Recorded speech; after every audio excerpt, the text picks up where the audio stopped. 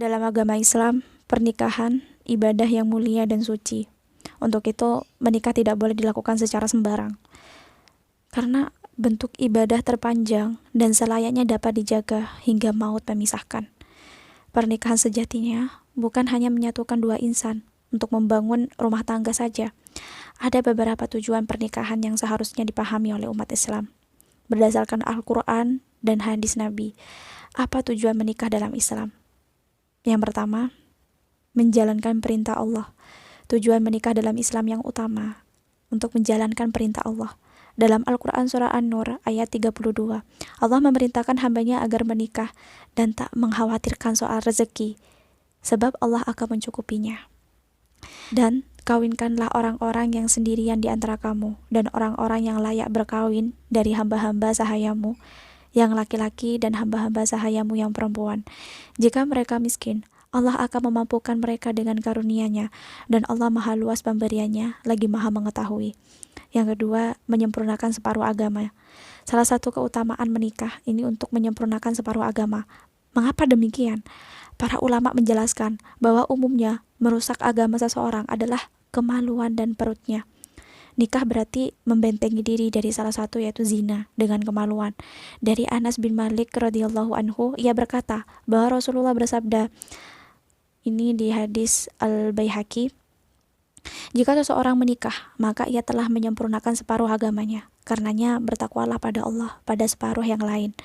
Yang ketiga, melaksanakan sunnah Rasul. Tujuan menikah dalam Islam ini untuk menjauhkan diri dari zina. Selain itu, menikah itu merupakan perintah yang sangat ditekankan oleh Rasulullah. Dengan menikah artinya kita telah melaksanakan salah satu sunnah Rasul. Dari Aisyah radhiyallahu anhu, ia berkata, Rasulullah shallallahu alaihi wasallam bersabda, hadis riwayat Ibnu Majah, menikah itu termasuk dari sunnahku. Siapa yang tidak mengamalkan sunnahku, maka ia tidak mengikuti jalanku. Menikahlah, karena sesungguhnya aku banggakan kalian atas umat-umat yang lain. Siapa yang mempunyai kekayaan, maka menikahlah. Dan siapa yang tidak mampu, maka hendaknya ia berpuasa, karena sungguh puasa itu tameng baginya. Dan yang keempat, meningkatkan ibadah kepada Allah. Rumah tangga itu ladang yang subur untuk kita beribadah dan beramal soleh. Bahkan berhubungan suami istri itu termasuk ibadah sedekah yang bernilai pahala. Rasulullah SAW pernah bersabda, hadis riwayat Bukhari dan juga Muslim, seseorang di antara kalian bersetubuh dengan istrinya adalah sedekah. Mendengar sabda Rasulullah, para sahabat keheranan, lalu bertanya, wahai Rasulullah, apakah salah seorang dari kita melampiaskan syahwatnya terhadap istrinya akan mendapat pahala? Nabi SAW, bagaimana menurut kalian jika ia seorang suami bersetubuh dengan selain istrinya, bukankah ia berdosa?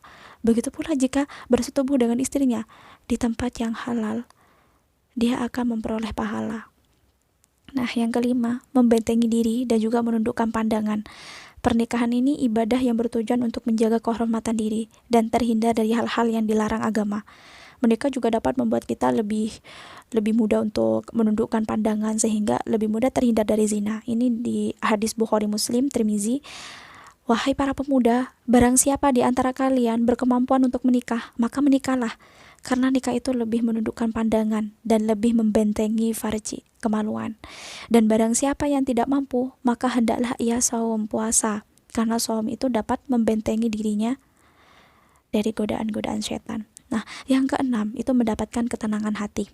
Menikah itu akan membuat seseorang lebih merasakan tenang, hatinya adem, ketentraman jiwa. Nah, ini tertuang dari firman Allah dalam Al-Quran Surat Ar-Rum ayat 21. Dan di antara tanda-tanda kekuasaannya, dia menciptakan untukmu istri-istri dan juga jenismu sendiri, supaya kamu cenderung dan juga merasakan tentram kepadanya. Nah, yang ketujuh, itu memiliki keturunan yang soleh.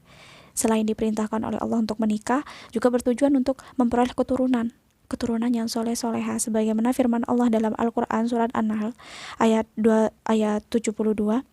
Dan Allah menjadikan bagimu pasangan, suami atau istri dari jenis kamu sendiri, dan menjadikan anak dan cucu bagimu dari pasanganmu, serta memberimu rezeki yang baik. Mengapa mereka beriman kepada yang batil dan mengingkari nikmat Allah? Gimana? Apakah kamu sudah siap untuk menikah setelah mengetahui tujuan dan juga manfaat menikah?